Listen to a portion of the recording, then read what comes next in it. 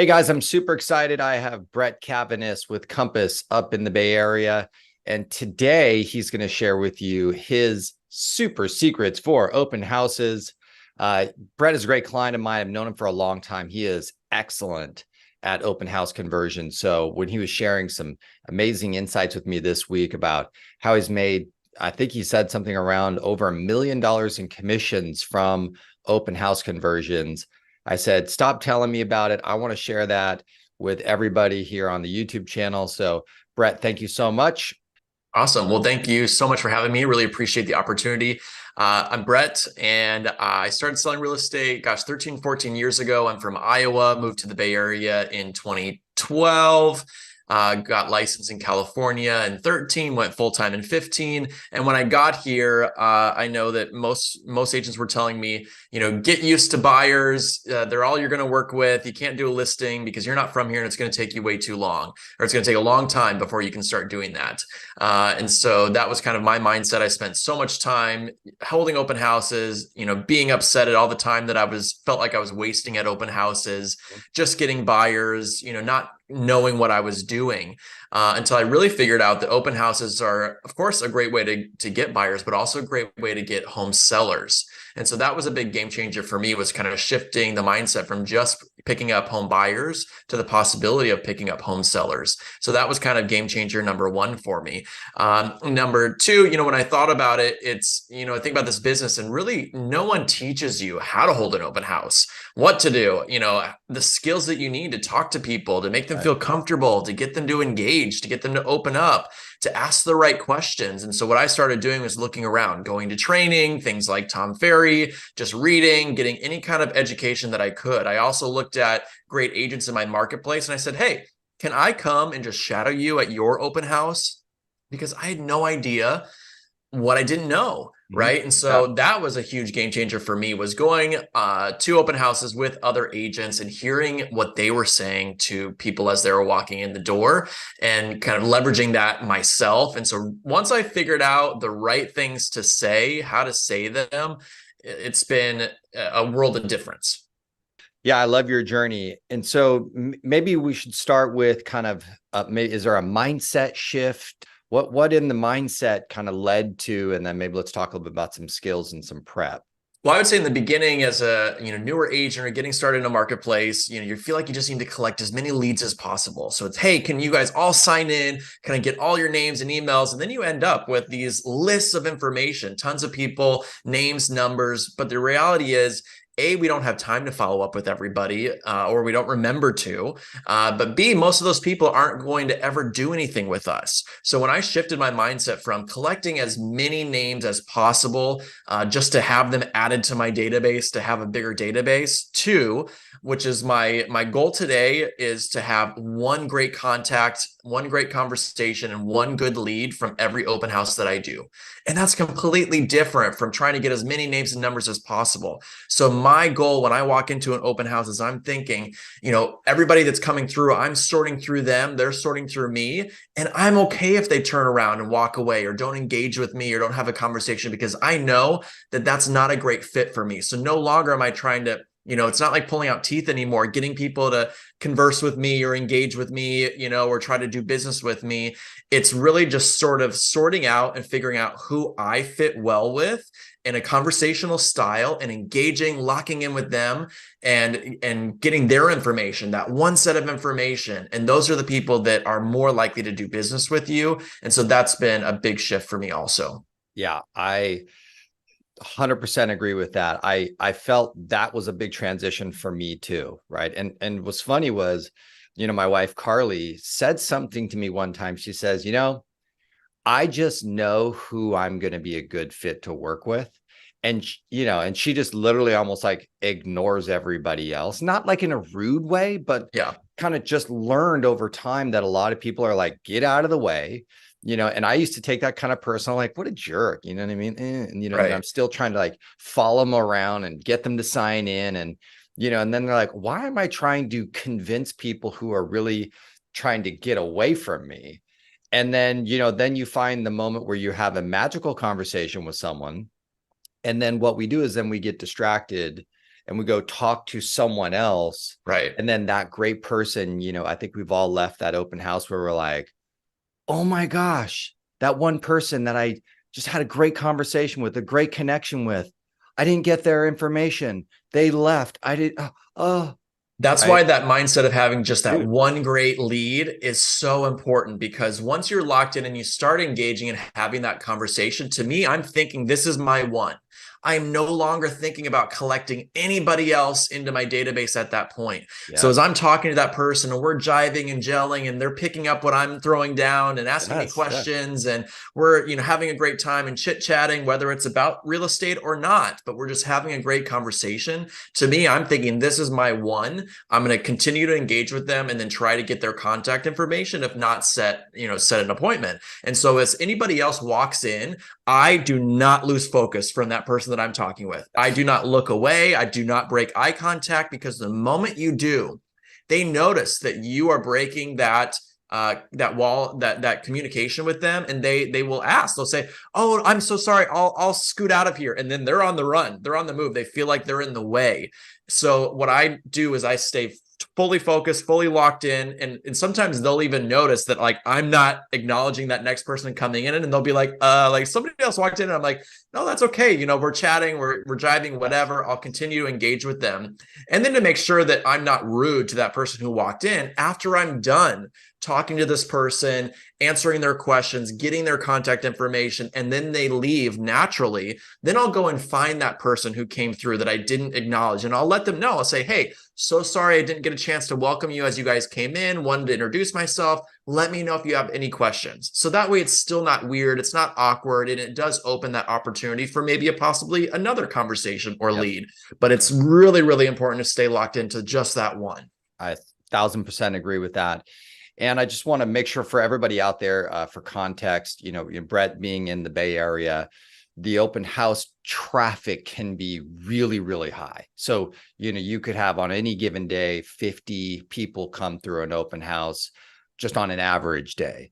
Now, obviously, it's slowed down a little bit since 2023, but just for my friends out there in other parts of the country, it's super intense. So that is an important skill. So for some of those guys out there in lower volume areas, I know Brett's going to give you some scripting right now that will knock it out of the park for, those 2 or 3 buyers that show up on that random day.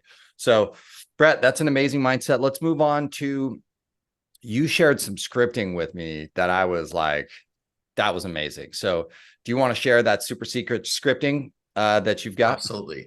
Yeah. To me, this is the phrase that I think could make somebody $1 million in GCI, or wherever your market is. It could make you, certainly the upper echelons of whatever production, anybody around you might be doing. You can get that with just this one phrase. And to me, it shifted the entire conversation, because what I noticed is as people were coming through the open house, people are very nice, they're courteous, and they don't want to say anything negative about the property, which is very nice of them. And we appreciate that. But of course, we're there really to generate new business. And of course, we want to represent that house well and do a great job, whether it's our listing or somebody else's, and we want to do what we can. But it's what I used to do is I used to ask people, like, what do you think on their way out? I'd just say, what do you think? And they'd be like, oh, it's nice, but thank you so much. And they'd wander on out.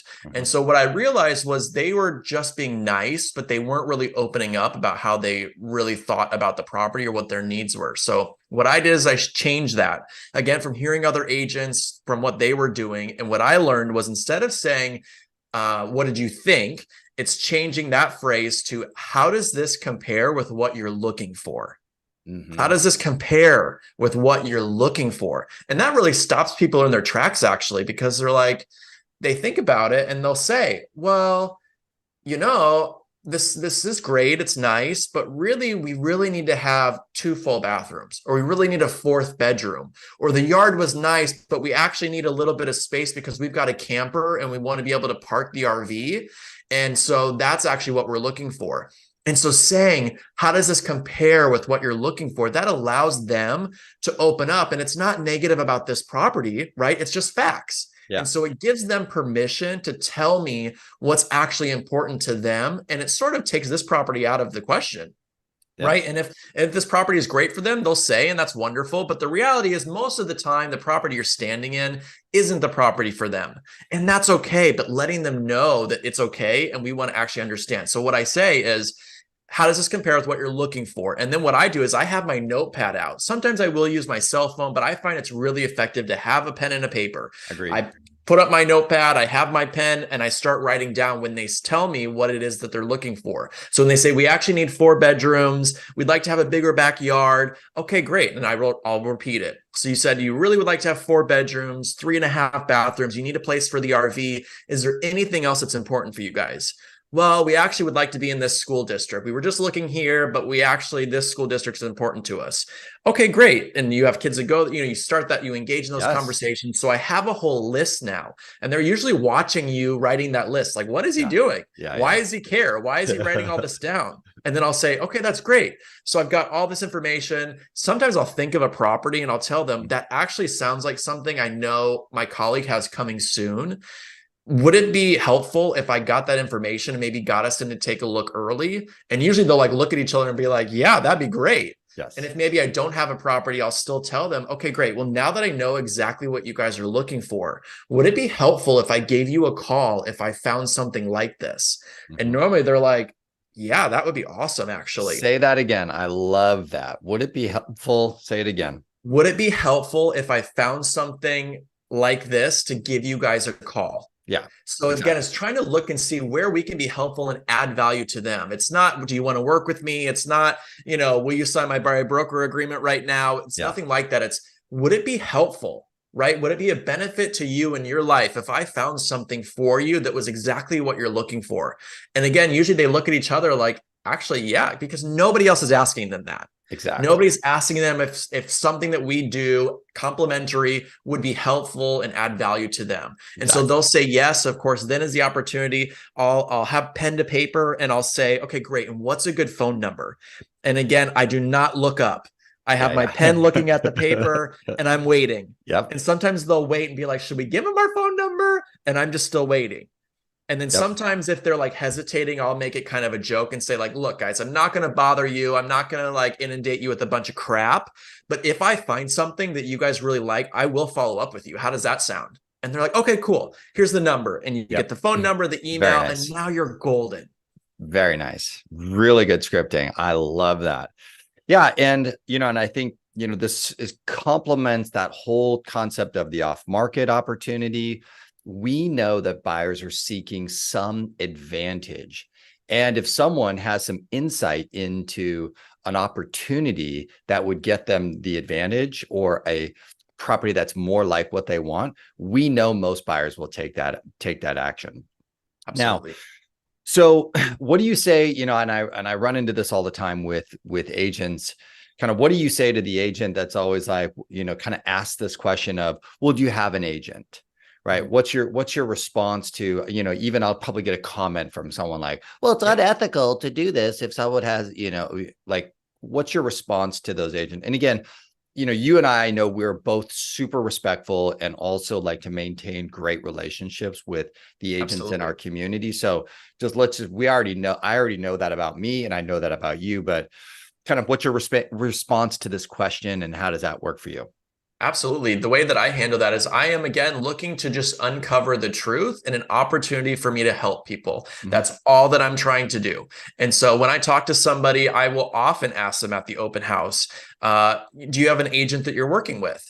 And again, usually what happens is one of two things. They'll say, yes, and their name is, or they'll say yes. And then normally I'll say, okay, that's great. Who is it? I might know them. And then that's one of these opportunities for them to kind of reveal themselves if they are being truthful or if they were just trying to say yes to get you to kind of stop talking to them. Exactly. And so again, when I say, okay, great. And who's your agent? I might know them. If they tell me, and if it's an agent that I know or somebody in the community, I'll say, that's great. You're in fantastic hands. They're amazing. Same. That sounds perfect. But if they tell me, that they don't have an agent, or if they kind of seem wishy-washy, like maybe they don't actually have an agent, or maybe they've seen something with somebody, but they might not have a buyer broker agreement, I'll kind of push it forward. So I'll say, Okay, great. So if I find something like this that you've told me that you like, should I give your agent a call or would you like me to call you directly? And Yes. normally then they'll say, no, you should call me. And again, to me, that's them giving me permission to offer an opportunity to them. And of Yeah. course, once, if and when I do that, I again will make sure that they are not in a working agreement with another agent. I don't want to overstep that, but Right. I do want to see if there's an opportunity for me to provide more value than maybe they've been offered by somebody else. Yes. Beautiful. That's it. Yeah. You told me that script before and I love it. So great. Those two skills will make people a ton of money. Yeah. The mindset will make them a ton of money. What else should an agent be paying attention to? Maybe should we lead to kind of how you approach the neighbors and sellers to add more value to the agents out there? Absolutely. So I could go on and on about this. I have many tactics about, a neighborhood preview open house. So that's kind of separate than your standard public open house. But for both of those examples, a lot of times neighbors will come through, whether it's public open house, neighborhood preview, whatever it is. Normally the neighbors will walk in and they'll kind of hesitate as they walk through the door and apologize. They'll say, Yes. oh, I'm just a neighbor. I'm just a looky-loo. Do you mind if I take a look? And to me, a light goes off and I say, ding, ding, ding. You're exactly who I want in here, actually. And so of course I'll tell them, no, come on in. It's always nice. We know we always want to know what's going on in the neighborhood. Come on in, take a look. I'm so glad you stopped by. Again, make them feel really comfortable. Yes. And then again, it's all about starting to ask questions. For them, you're not going to ask, how does this compare with what you're looking for? Because they're not looking for a house, right? So for them, it's more about turning it around to them because they are comparing it to their own home and they're comparing it to see like what's going on with values in the neighborhood. And is this more upgraded or less upgraded maybe than their home? And they'll love to talk about their own home. Yes. So normally I'll ask them something like, oh, do you live in the neighborhood?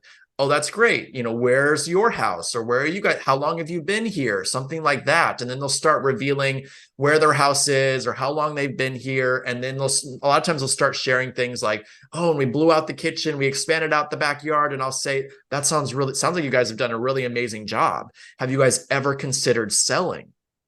And that is a great unlocking question because again, you're going to get people that say like, oh, no, we're not going to go anywhere ever. And you get other people that will say, well, actually, we just became empty nesters or, this happened or that happened. We have another house in Palm Springs and we are thinking maybe of selling this one.